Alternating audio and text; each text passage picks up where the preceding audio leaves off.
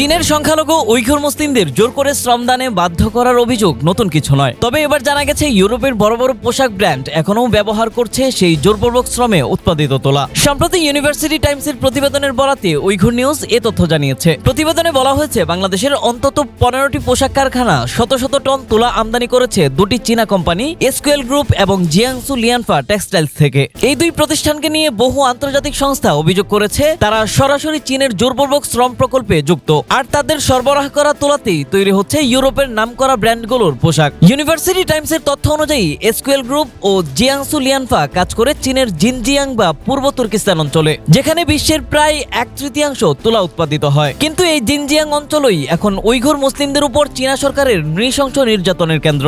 জাতিসংঘের 2022 সালের এক প্রতিবেদনে বলা হয়, চীনা কর্তৃপক্ষ দীর্ঘদিন ধরে উইঘুর মুসলমানদের উপর দমন পীড়ন চালাচ্ছে। এর মধ্যে আছে ধর্ষণ, শারীরিক নির্যাতন, জোর করে গর্ভপাত এবং অনিচ্ছাকৃত বন্ধ্যাকরণ। 2023 সালে উইঘুরদের জোরপূর্বক শ্রমে বাধ্য করার অভিযোগে 26টি চীনা তুলা রপ্তানিকারী কোম্পানির উপর নিষেধাজ্ঞা দেয় আমেরিকা। দেশটির ডিপার্টমেন্ট অব হোমল্যান্ড সিকিউরিটি এই নিষেধাজ্ঞা জারি করে।